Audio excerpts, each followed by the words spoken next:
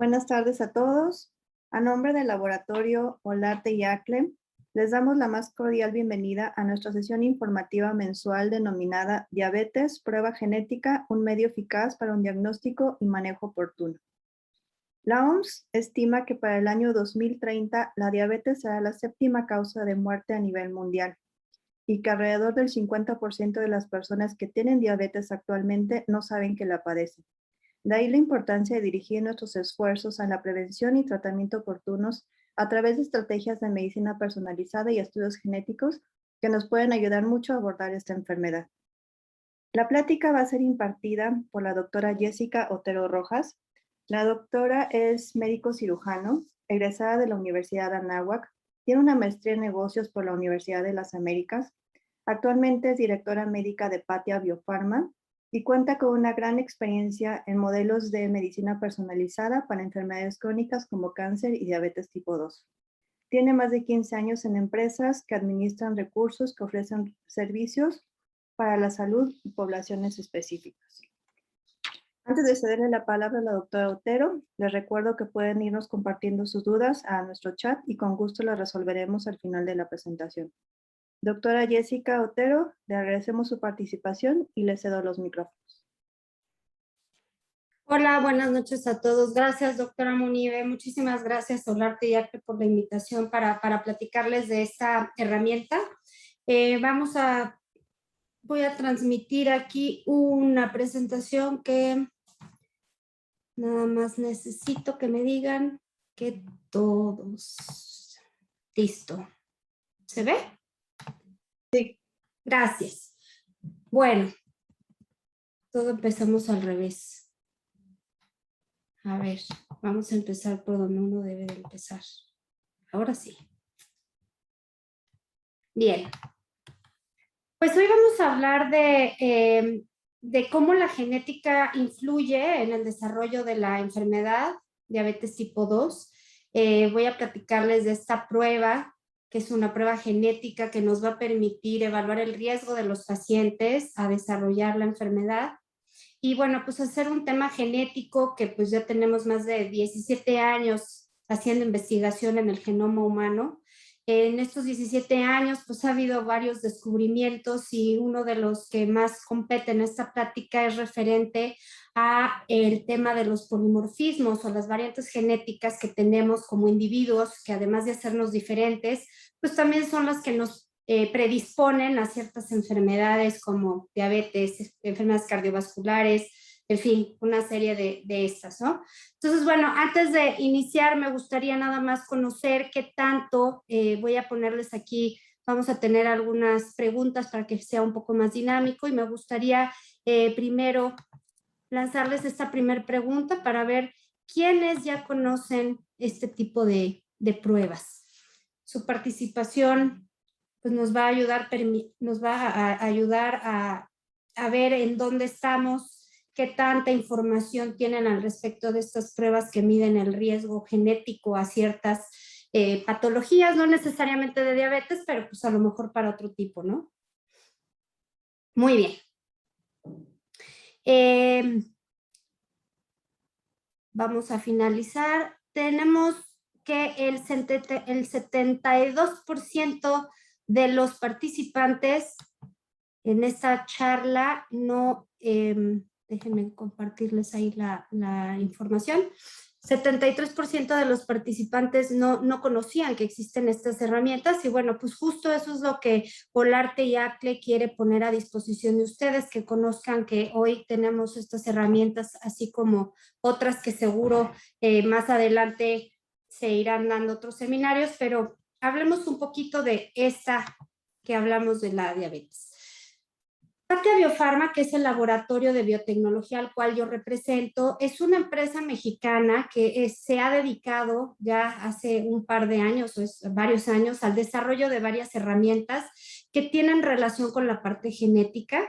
Estas herramientas pues, nos han permitido poder personalizar la medicina y cuando nos enfrentamos ante enfermedades tan complejas como es la diabetes tipo 2, pues representa un gran desafío para los médicos poder hacer prevención primaria. Todos los que pasamos por la escuela de medicina o pasamos por algo de ciencias, pues nos enseñan que la prevención es importante. Entonces, hoy estamos platicando justo de estas herramientas que nos van a permitir hacer prevención primaria. Es decir, no queremos que siga creciendo ese número y esa estadística que nos compartió la doctora Munive al inicio de la plática con respecto a la diabetes tipo 2.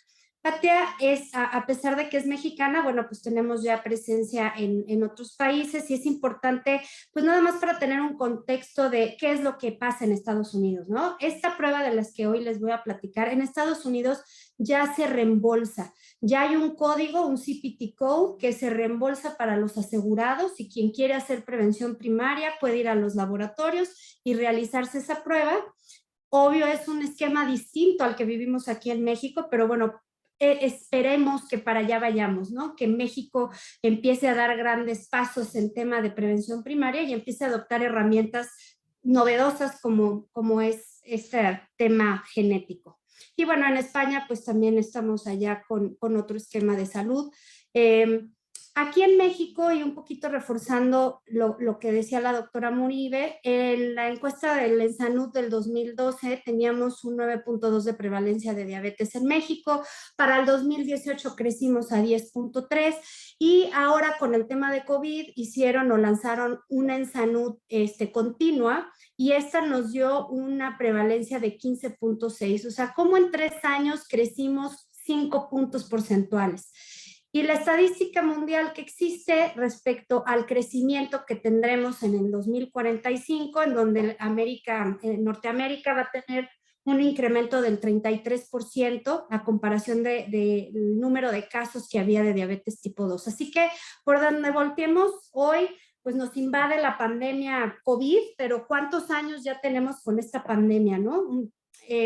Se ha abordado de diferentes maneras y la idea es que con el tiempo vayamos adoptando este tipo de herramientas novedosas para poder dirigir nuestras estrategias mejor a los pacientes. Y bueno, pues ya todos sabemos que existe diabetes tipo 1, que es la de abarca el 10%, la tipo 2, que es de la que hoy estamos platicando, que es un tema multifactorial, la tipo o diabetes gestacional, que bueno, pues es una diabetes que se resuelve al término del embarazo. Por allá se está oyendo nada autorizado todavía, pero se escucha de una diabetes tipo 3 que tiene relación con Alzheimer. Y bueno, cada una de estas tiene su particularidad y la que hoy vamos a tocar, pues resulta que es muy complicada por ser un síndrome heterogéneo, por ser multifactorial, por el tipo de país en el que estamos, siendo latinos, todo lo que conlleva todo este contexto, ¿no? Entonces, ahora les quiero nuevamente lanzar una segunda pregunta, ya a ver déjenme ver ¿qué opinan ustedes? ¿En qué porcentaje creen que la genética va a determinar la aparición de la enfermedad? ¿De un 50 a un 60, de un 10 a un 20, de un 30 a un 40%? ¿Qué creen ustedes? ¿Qué opinión tienen? Ahí vamos muy parejitos, vamos parejitos. Bueno, ahí nos siguen contestando. Bueno, ya aquí la terminamos para que no se nos haga más tarde y pues fíjense cómo tenemos aquí que de un 50 a un 60%, bueno, el 60% de los participantes dieron como respuesta de un 50 a un 60, solo un 5% del 10 al 20 y el 35% de los asistentes de un 30 a un 40%. Bueno, pues ahora vamos a platicar cómo se compone esa parte genética. Pues la diabetes tipo 2, como bien ya lo saben, es un tema multifactorial. En primer instancia, o el factor más importante es el estilo de vida. Y lo importante de que sea el estilo de vida, o lo favorable de que sea el estilo de vida, el componente más importante, es que eso sí lo podemos modificar. Claro, tenemos que hacer mucha labor como médico y por supuesto el paciente también hacer cambios en el estilo de vida para que podamos hacer esa corrección. Y la parte genética, hay desde un 30 hasta un 40, hay varias fuentes en la literatura. Entonces, bueno, tomemos el porcentaje más pequeñito, que es este 30%. Entonces, en esta enfermedad multifactorial, este 30% tiene un 30% de impacto en los pacientes. Lo único malo es que la genética no la podemos cambiar, no la podemos modificar. Es un factor que tenemos pues desde que nacemos hasta que nos vayamos a otra vida. Por ende, pues qué mejor tener información referente al tema y poder hacer cambios directamente al estilo de vida. Diabetes Predict, que es la prueba que hoy vamos a platicar, justamente nos va a arrojar cuál es nuestro riesgo genético desde el punto de vista genético a presentar la enfermedad, considerando otras variables clínicas que voy a platicar más adelante. Pero lo interesante de todo el reporte es que aunque el paciente tuviera un riesgo bajo de presentarlo desde el punto de vista genético, vamos a identificar algunas variantes y vamos a poder hacer algunas recomendaciones en la misma prueba. Entonces, todo paciente que se realice una prueba para hacer prevención primaria a la diabetes, es decir, que no tengan el diagnóstico de diabetes tipo 2, que se consideren pacientes sanos porque aún no han sido diagnosticados con la enfermedad, se van a llevar un reporte en donde van a poder hacer, por mínimo que sea, algún cambio en el estilo de vida. Y eso sí puede permitirnos retrasar la aparición de la enfermedad o bien evitar la enfermedad. Entonces, qué interesante va a ser que tú o tus hijos se hagan la prueba y vean en dónde podemos hacer cambios con el objetivo de prevenir.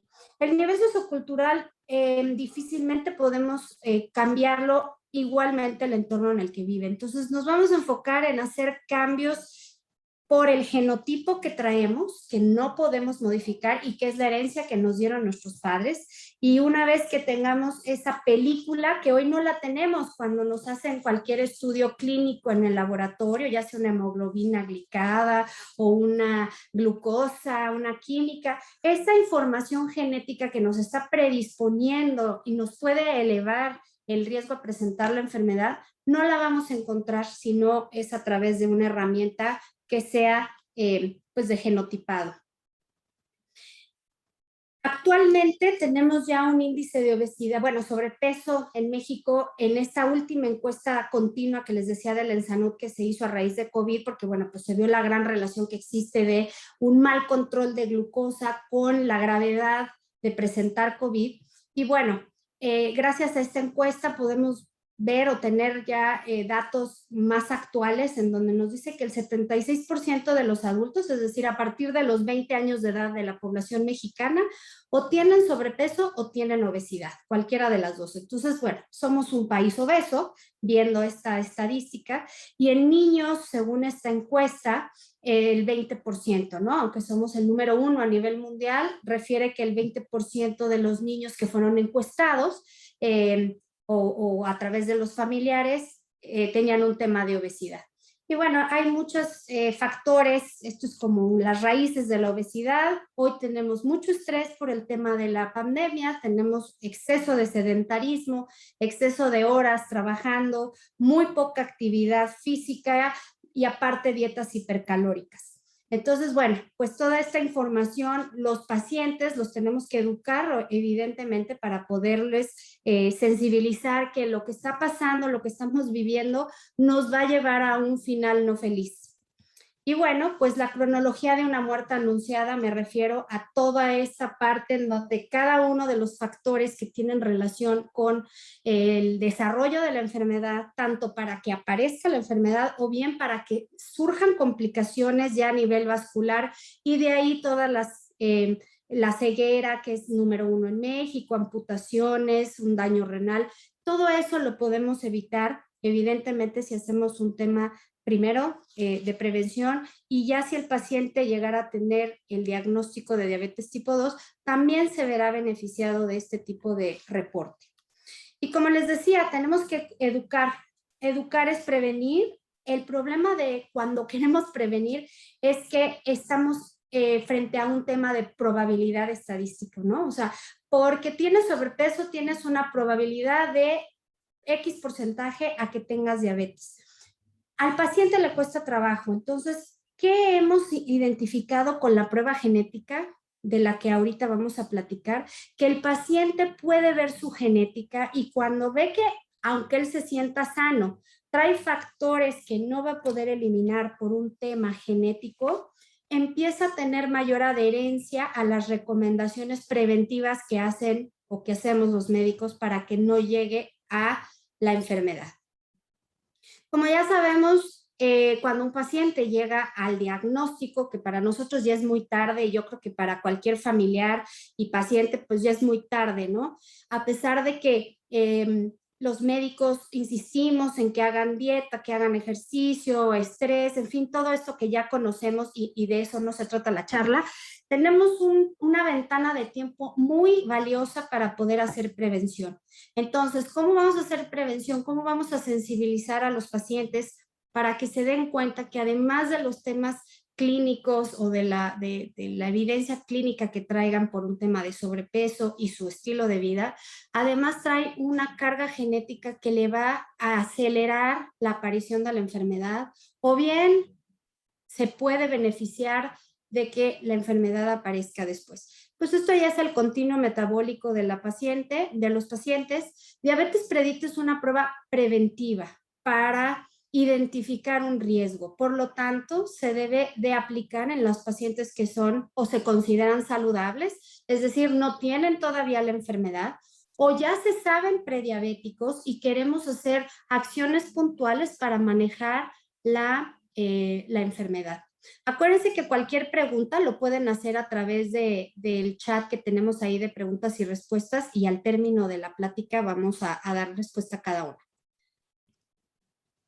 Entonces, bien, Patia Biofarma, dentro de las pruebas que maneja, tiene esta Diabetes Predict, que tiene desde el 2015 en el mercado. Es una prueba que ha estado en corporativos y de hecho se utiliza en planes de wellness dentro de los corporativos y nos hemos ido moviendo a diferentes canales. Hemos estado ya con algunos médicos, clínicas especializadas, en fin, y ahorita el tema de la pandemia nos ha permitido que sea a través de los laboratorios. Pero si el laboratorio la tiene dentro de su pool de pruebas y el laboratorio normalmente maneja 1000, por decir un número, a lo mejor más, pero bueno, 1000 pruebas, es importante que el médico la conozca para que la pueda prescribir, porque difícilmente, ya vimos que el médico, ahorita vimos unos resultados en donde no tenían conocimiento, pues el paciente tampoco lo va a tener. Y en México estamos acostumbrados a que nuestro médico nos diga qué hacer, ¿no? Le dejamos mucha responsabilidad al médico para nuestra salud. Entonces, es importante que ustedes la conozcan, pues para que el paciente también tenga beneficio de lo que su médico tiene como actualización de pruebas, ¿no? Preventivas. Entonces, esta prueba se debe aplicar en pacientes sanos o que están con un término de prediabéticos, que ya se conocen prediabéticos porque todavía es reversible el problema. Y bueno, vamos a platicar cómo se hizo, cómo se desarrolló. Diabetes Predict es una prueba que se desarrolló en Estados Unidos, en el Broad Institute, que es un instituto que está en Boston, Massachusetts. Se dedicaron a hacer una investigación de cuáles eran las variantes genéticas asociadas a la diabetes tipo 2 en población latina. Lo que se hizo fue priorizar los SNPs o polimorfismos a partir de un metaanálisis del estudio de asociación del genoma, que es muy conocido, que se llama Genome Wide Association Study. Este GWAS, el GWAS, con este estudio identificaron cuáles eran los SNPs que traían mayor relación a la enfermedad. Después se fueron a revisar la frecuencia de los alelos y eso permitió maximizar el poder predictivo de estos polimorfismos. El Broad Institute trabajó también o en conjunto con Sigma, que es un proyecto de la Fundación Carlos Slim de la Salud, y el resultado de esto, después de varios años de investigación y muchos millones de dólares en esta investigación, tenemos esta herramienta de Diabetes Predict y como resultado, hoy analiza 16 variantes genéticas o polimorfismos que nos van a ayudar a determinar cuáles son las recomendaciones de dieta, ejercicio, suplementación alimenticia, algunos fármacos para hacer para manejo de la enfermedad, y también pruebas adicionales de laboratorio que nos van a permitir llevar una atención complementaria a nuestro paciente. Entonces, para no confundirnos nada más, la mutación, no estamos hablando de una mutación genética como es, por ejemplo, un cáncer, un BRCA1, BRCA2, que es muy común, que si alguien lo está presentando, bueno, pues su riesgo a tener cáncer de mama y ovario es elevado. Aquí estamos hablando de polimorfismos, y el polimorfismo es una variación en la secuencia del DNA, pero que no es un patrón, puede haber varios cambios, es decir, los alelos se intercambian y no es estándar, no es única. Y para decir que esto es un polimorfismo, el alelo menos común debe de tener una frecuencia mayor al 1%. Si la frecuencia es menor a esta, entonces ya no es un polimorfismo y sí hablamos de una mutación. Entonces, los polimorfismos, nosotros compartimos el genoma en un 99.9% con los demás seres humanos, pero este 1% nos hace diferente en nuestros rasgos físicos, pero también en la predisposición a ciertas enfermedades como diabetes, cáncer, vasculares, fibrosis quísticas y demás. Entonces, se dieron cuenta hace un par de años que la mayoría de los SNPs por sí solos no ocasionaba nada crítico, pero ya la suma de muchos sí están generando predisposición a estas enfermedades crónicas y pues son de gran interés para ser estudiados, ¿no? Este proyecto Sigma, que es a través de la Fundación Carlos Slim de la Salud, se revisaron 3 cortes muy importantes. La primera es una corte en la mayoría europea, que es el Diagram, también el Sigma, que es específicamente de mexicanos. En resumen, fueron casi 270,000 pacientes que fueron identificados con estas diferentes variables, de ahí variables genéticas. Estas variables genéticas fueron seleccionadas y pues con ello el resultado. El proyecto de Sigma tuvo como objetivo identificar y traducir estos hallazgos para mejorar los métodos tanto de prevención como de tratamiento en pacientes con diabetes tipo 2. Yo les decía, y todos sabemos que la enfermedad es multifactorial, entonces no podemos solamente considerar la parte genética, aunque es una prueba genética y nos va a identificar estos 16 variantes genéticas que son las que tienen mayor asociación a la población latina. También incorporamos para mejorar el algoritmo y la fórmula matemática que se tiene validada ya, es el índice de masa corporal y los antecedentes heredofamiliares.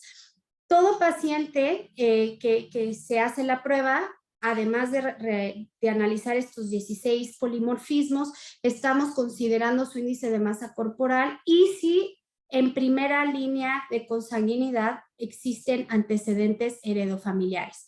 Con esta información se logró un algoritmo que nos puede dar información sobre el riesgo a presentar diabetes tipo 2. Si nosotros tenemos un paciente que se somete a dieta y ejercicio y ya tiene esta prueba, porque al ser genético solo debe realizarse con una sola vez en la vida.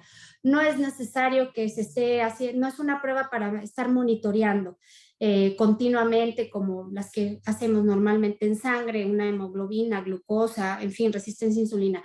Aquí vamos a analizar la genética y esta genética va a permanecer. Entonces, si el paciente llegara a hacer algún cambio en el estilo de vida, que es el objetivo de hacer las pruebas, evidentemente habrá cambios a nivel clínico solamente en el índice de masa corporal y dentro del algoritmo el peso del paciente tiene, pues es un componente, sin embargo, no es lo más importante o no tiene el mayor peso, siendo que estamos buscando el riesgo a tema genético. ¿A qué voy con esto?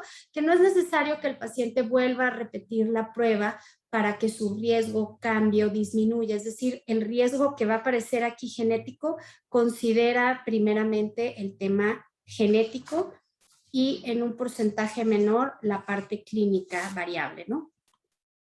Aquí estamos viendo el resultado. Este es un resultado o es un reporte de 3 hojas más o menos. Digo más o menos porque dependiendo del reporte de recomendaciones pudiera ser más extenso, pero bueno, normalmente consta de 3 hojas. Estamos viendo aquí la primera hoja, es un semáforo muy sencillo en donde el paciente y el médico va a ubicar cuál es el riesgo del paciente. Todo lo que esté en esta zona abajo, pues nos indica que el paciente tiene un riesgo igual o promedio a la población latina, ¿no? Nosotros por ser población latina tenemos un riesgo ya elevado por ser este tipo de etnia o por pertenecer a este tipo de raza, ya tenemos un riesgo elevado. Entonces, con este estudio todavía vamos a poder identificar que tenemos el riesgo por arriba de lo que una población latina se considera y que ya es alto, ¿no? Entonces, todo lo que esté en intermedio y alto, hablamos de un riesgo elevado a padecer la enfermedad o a desarrollar la enfermedad. Y después de identificar esto, vamos a ver por qué llegamos a ese resultado. ¿Cómo dio un 71%, no un 40%? Bueno, aquí vemos los puntos de corte de 0 a 35, de 36 a 70, y el alto va de 77 a 100. Del lado derecho estamos viendo cuáles son los 16 polimorfismos o los 16 genes que estamos analizando. Cada una de estas columnas representa la herencia que nos da nuestros padres, por un lado la mamá y por otro lado el papá, sin identificar quién es mamá y quién es papá para evitar temas o problemas familiares, solamente marcamos de esta manera el reporte y todos los alelos que identificamos en color rojo nos están hablando de un riesgo elevado. Es decir, aquí vemos para el CDKN2AB que tiene tanto la columna de papá y de mamá, pues en rojo, es decir, tiene los 2 alelos de riesgo. Con esto nos está dando información de que el paciente tiene una probabilidad de que el gen, o bueno, este polimorfismo esté alterando la producción de insulina, ¿no? Ahorita lo voy a ver en algo más grande para que sea más fácil. Acá pasamos. Entonces, bueno, les decía, y para poderlo ver mejor, todo lo marcado en rojo son las copias de riesgo. Aquí coincide que son estos los que tenemos marcados en rojo, que son los mismos que tenemos acá en rojo, y cada uno de estos van a tener alguna relación en la vía de producción de la insulina, es decir, a nivel de las células beta, ya sea que el número se encuentre disminuido de células beta por un tema genético, o bien que exista una función disminuida de las células beta por tema genético. Ahora, esto no significa que el paciente lo esté viviendo. Esto significa que está predispuesto a que esto suceda porque trae la genética, pero no significa su sentencia de muerte. Tampoco significa que si mamá y papá tuvieron algún antecedente o fallecieron por la enfermedad, ellos van a padecerla o van a morir de lo mismo. Entonces, aquí es muy importante que el paciente, cuando nos diga que tiene antecedentes o no, se marca, y hemos tenido varios casos en donde papá y mamá tuvieron la enfermedad, pero su riesgo es bajo. Esto es porque el estilo de vida que llevaron los padres pues no era el óptimo, por ende pues terminaron con problemas de la enfermedad. Así que la genética nos ayuda, nos predispone, pero no es algo que esté viviendo el paciente. Por lo tanto, es importante que nosotros, posterior a tener una prueba genética, solicitemos otro tipo de estudios para identificar si ya a nivel metabólico estamos teniendo algún problema. Aquí vamos a ver otro gen, el PPAR gamma, que es muy conocido y nos habla de resistencia a insulina, y lo tenemos en esta parte inferior. Aquí vemos como 3 genes, que solo el marcado en rojo nos habla que está alterado o que hay un mayor riesgo, y este puntualmente nos habla de resistencia a insulina. El FTO nos habla de un tema de obesidad y el SLC 16 a 11 un tema de dislipidemia. Entonces, este reporte nos dice que el riesgo del paciente a presentar la enfermedad ya vimos que era alto, pero el mayor problema se encuentra a nivel de producción de insulina, no de resistencia. Acá solo 1 de 3 está teniendo o podría tener efecto. Esto, claro, lo tenemos que combinar y checar cómo es su estilo de vida para entonces decir si estamos teniendo ya a lo mejor alguna manifestación metabólica de lo que la genética nos está predisponiendo. Vamos a seguir con el reporte y aquí vemos. No es un reporte que intente sustituir la acción de un nutriólogo. O sea, el nutriólogo tiene estudios, 4 años de estudio, a veces 5, se especializan. Entonces, este reporte fue evolucionando. No era así en el inicio, pero hace 2 años nos dimos cuenta que tanto el médico como el paciente pues quería tener un poco más de información que solamente los alelos en rojo o en negro, ¿no?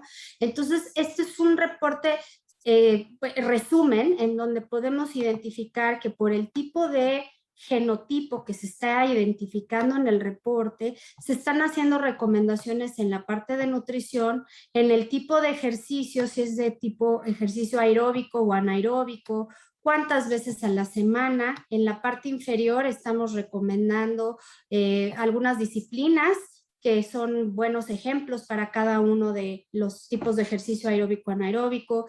También el tema del descanso por algunos otros genotipos, manejo de estrés, en fin, dependiendo de cada uno de los, de lo que represente o de lo que resulte en la prueba de diabetes predict, se harán las recomendaciones propias, ¿no?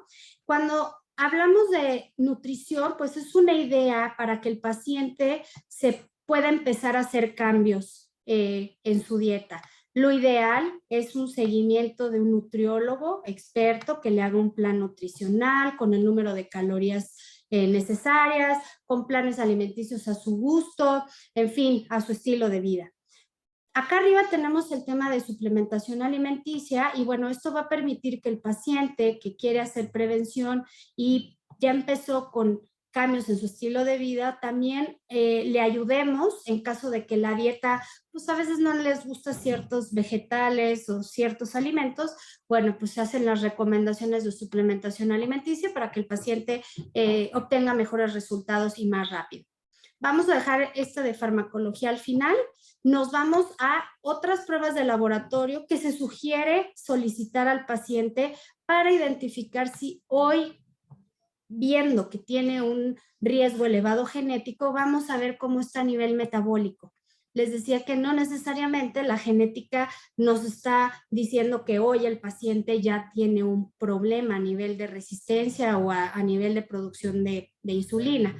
Entonces, lo ideal es hacer otras pruebas de laboratorio para que el médico pueda tener una valoración integral del paciente, viendo por un lado la genética, que es un componente muy importante, pero también cómo está hoy, qué decisiones ha tomado este paciente, cómo ha sido su estilo de vida y cómo ha llegado hasta ahorita el paciente.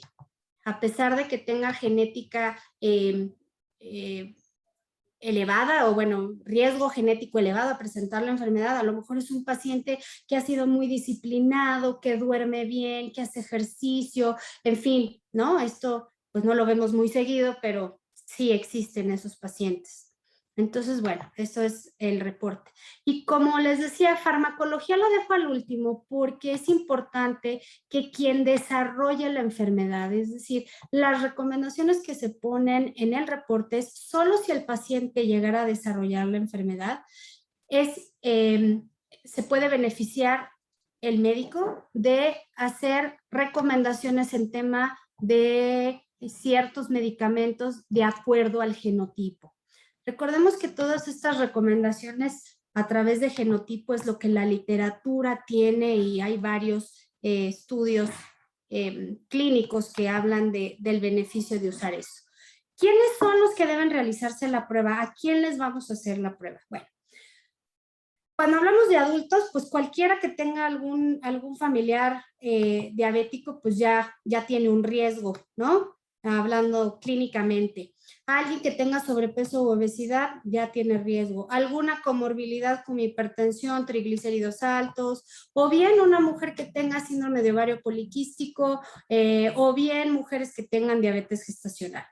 Ahora, niñas, en niños y adolescentes, pues igualmente, ¿no? Los pacientes que tengan familiares con antecedentes de diabetes tipo 2, un índice de masa corporal por arriba del percentil 85, peso más de 120%, y si la mamá o si ese niño es producto de un embarazo que presentó diabetes gestacional, bien vale la pena.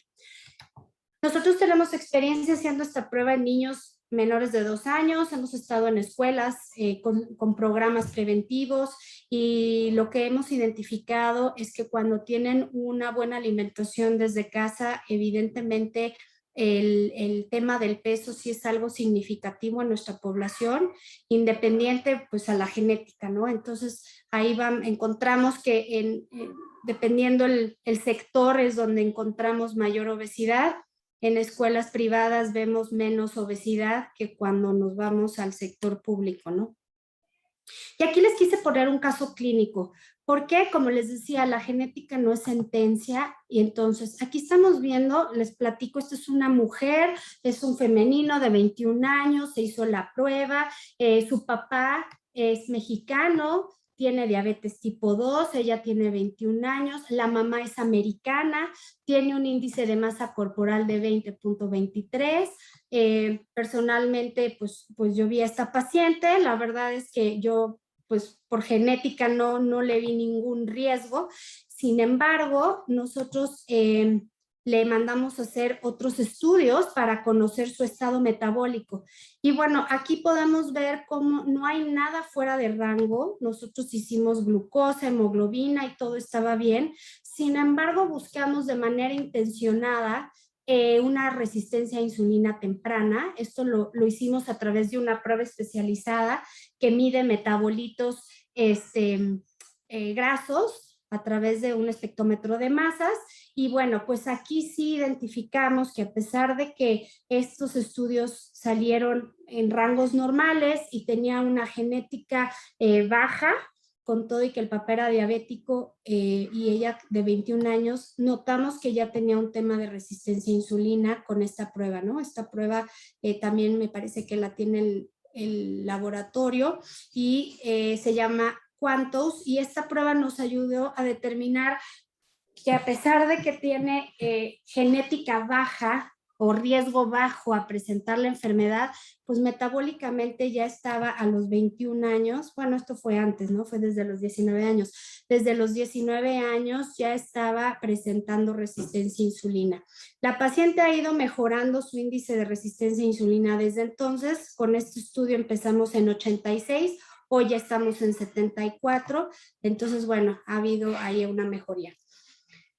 La validación de nuestra prueba, pues al ser un desarrollo americano, se tiene que validar. Esta prueba ya fue validada en población mexicana, 4,500 pacientes fueron evaluados y tenemos ya esta validación a través del Instituto Nacional de Nutrición y también el Hospital General de México. Es una prueba muy sencilla de realizar. Al ser una prueba genética, ya les había comentado, se hace una sola vez en la vida, el paciente no requiere de estar en ayuno. La prueba va a analizar estos 16 polimorfismos, se extrae a través de sangre. Anterior a la pandemia usábamos un hisopo que no... un hisopo y a través de la mucosa bucal. Sin embargo, ahorita con pandemia estamos en un tema de desabasto de hisopos para este tipo de pruebas, porque las empresas están dedicadas a los hisopos que se utilizan para las pruebas de COVID. Entonces migramos de manera temporal a la sangre, ¿no? A extraer sangre. Tenemos unos formularios que el paciente tiene que llenar, y el médico o el laboratorio, datos generales del paciente, y el resultado llegará en 20 días hábiles posteriores a la prueba. Con acceso el paciente tendrá acceso a pues nuestra aplicación móvil, y eso le va a permitir tener tips de nutrición, compartir su actividad si es que así lo quiere, en fin, o sea, varias funcionalidades. La máquina es una máquina especializada a esta prueba, es decir, no se corren otras pruebas genéticas, excepto diabetes predicta en esta prueba. La máquina está aquí en México para el mercado, bueno, pues el europeo y el mexicano. En Estados Unidos sí tiene cada laboratorio su propia prueba para realizar el estudio. Eso nos permite tener más rápido los resultados a mejor o a menor costo. Y bueno, pues son pruebas, se hace a través de PCR en tiempo real con esta máquina que es dedicada o especializada para este tipo de estudios, que es la TaqMan. Y bueno, algo de información reciente, bueno, la última fue en el 2019, en donde se vio que los genes tenían un papel muy importante, sobre todo en los hombres, para el desarrollo de la enfermedad, mientras la obesidad y los antecedentes heredofamiliares eran similar para mujeres y hombres. Una participación que tuvimos también en una de las de los congresos de la ADA, justo donde presentamos esta herramienta en población latina, que gustó mucho, ya que no se tenía todavía ningún dato genético en población latina. Fueron casi 7,000 pruebas en población mexicana, y bueno, pues eso nos ayudó y nos permitió pues llegar a más corporativos sobre todo. Y bueno, pues esto es algo de lo que he venido presentando en las diferentes diapositivas, que hay que educar al paciente, que hay que trasladarle algo de responsabilidad, pero cuando ellos ven su genética, ahora sí, a pesar de que no hay ninguna alteración a nivel sérico o en sangre, pueden ver que traen una de predisposición y empiezan pues a pegarse más a las recomendaciones médicas. Y bueno, antes de terminar, porque esta ya es la última, quiero hacer una pregunta más que tengo aquí. Me gustaría saber qué pruebas de laboratorio ustedes considerarían necesarias o adicionales para saber cómo está el paciente, además de una genética. ¿Qué más le harían al paciente? La genética ya nos va a decir qué lo predispone, pero no nos está diciendo qué tiene hoy, qué ha hecho el paciente en estos 20, 30, 40, 60 años, no lo sé. Ok.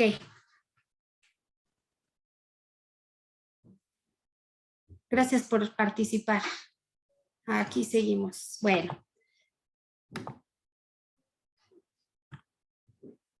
Pues sí, la mayoría efectivamente está considerando tomar glucosa, perfil de lípidos, hemoglobina. Tenemos pocas oportunidades para hacer prevención primaria.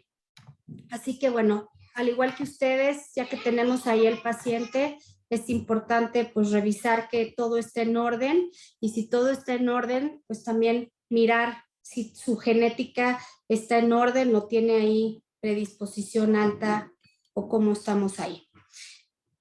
Y bueno, con esto termino de mi presentación y nos vamos al tema de preguntas y respuestas que la doctora Munive va a coordinar para aclarar cualquier duda que tengan al respecto. Muchísimas gracias, doctora Otero. No, al revés.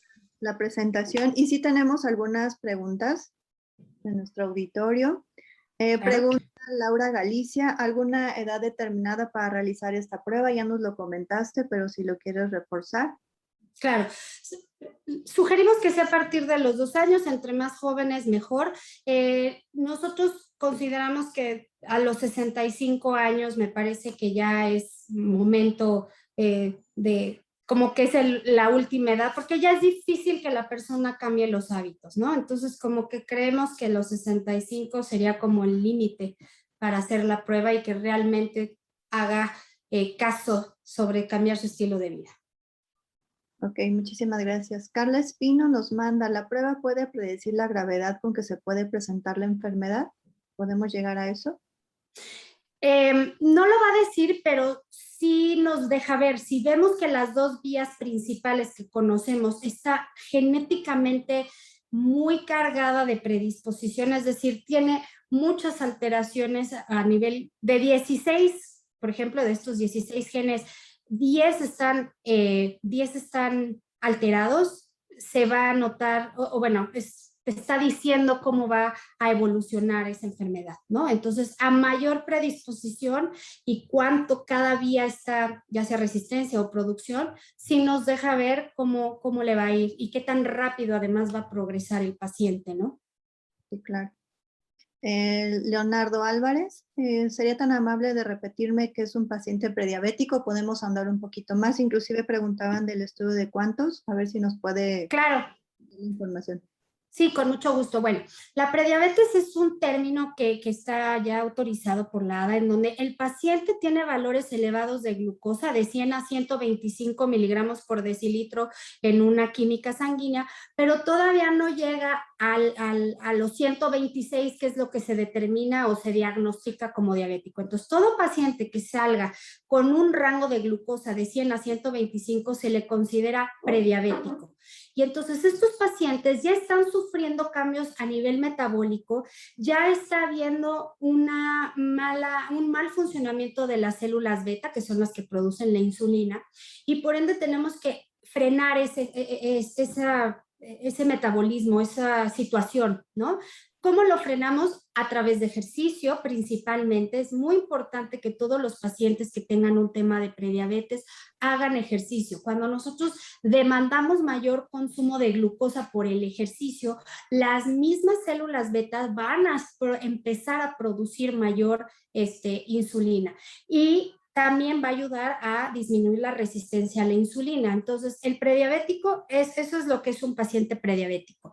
Hoy se utilizan varios estudios para medir cuál es la resistencia de insulina de ciertos pacientes. La resistencia a la insulina se utilizan el HOMA, que bueno, pues es un índice. Quantos es esta prueba que identifica con mucho mayor antelación que un HOMA que ya está viendo resistencia a insulina. ¿Y esto por qué es? Porque este estudio revisa el tema de resistencia a insulina desde ácidos grasos, que es lo primero que se empieza a modificar antes de que la glucosa se modifique.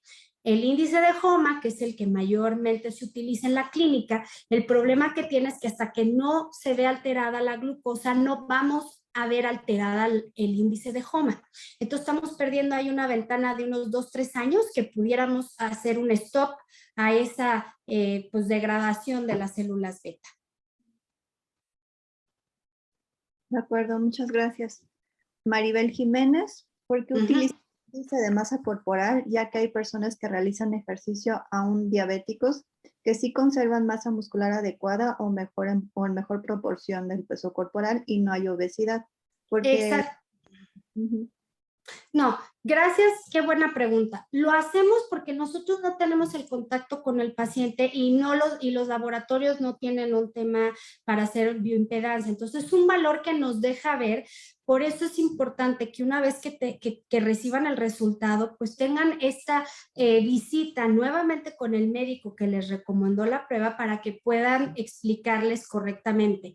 Les decía que el índice de masa corporal es una de estas variables que tenemos en el algoritmo, pero que no tiene mucho peso precisamente porque la prueba está enfocada a buscar el tema genético, ¿no? El riesgo a nivel genético. Entonces, tiene razón el comentario que nos hace la doctora, porque, pues bueno, está el índice de cadera y demás, pero es una manera rápida de identificar, es una fórmula muy rápida para nosotros y datos muy fácil que el paciente sí sabe cuánto pesa y cuánto mide. Entonces, cuando está en el laboratorio, cuánto pesa, cuánto mide y así lo sacamos. O sea, en realidad es por un tema más de practicidad. Muchísimas gracias, doctora. Tengo otra de Jaime Macedo, que sí se refiere a sangre de los padres, pero yo creo que se refiere a un niño, ¿no? Para hacerle el estudio. Es que no entendí la pregunta, que si usamos la sangre de los papás. Ajá, yo creo que para hacer análisis genéticos, si queremos saber de un niño, si tomamos la sangre, en cuenta la sangre de los papás o la genética de ambos padres. Ok, no, siempre tomamos la genética, bueno, la sangre del paciente, ¿no? Y con eso, pues ya recopilamos o buscamos los polimorfismos, ¿no? Pero no buscamos, la sangre que se toma es la que nos va a arrojar la información de ese paciente. Entonces siempre tenemos que tener muestra de sangre del paciente que queremos analizar. De acuerdo. Y para la posibilidad de una diabetes juvenil, Gregorio Aldrete, de acuerdo al grupo de edad, es la prueba que nos determina un resultado en un niño de 2 años. La probabilidad de una diabetes juvenil. Ok, qué bueno que lo pregunta. Esta prueba está totalmente enfocada a una diabetes tipo 2. Entonces, estamos buscando los alelos que se identificaron para diabetes tipo 2. Ya nos han hecho también preguntas sobre diabetes tipo 1, ¿no? Entonces, se debe aplicar con el objetivo de buscar una diabetes tipo 2. No nos va a hablar de una diabetes tipo MODI o una diabetes tipo 1, ¿no? Muchísimas gracias, doctora. Son todas las preguntas que yo tengo. La verdad es que muchísimas gracias por la información. Con esta prueba podemos unir pues, medicina personalizada, nutrigenómica, farmacogenómica, y yo creo que puede ser de gran ayuda para poder establecer medidas de prevención con nuestros pacientes. Le agradecemos muchísimo la participación, doctora, y su ponencia. Y pues con esto agradecemos también la participación de todos los que se unieron a este webinar. Y pues estamos al pendiente también con las preguntas que quedaron ahí pendientes, si es que quedó alguna. El tema de costos, si nos gustan dejar sus datos, nosotros nos ponemos en contacto con ustedes para ampliarles la información. Les agradecemos muchísimo. Gracias, doctora. Me despido de ustedes y que tengan muy linda noche. Gracias, doctora. Gracias, doctores. Hasta luego.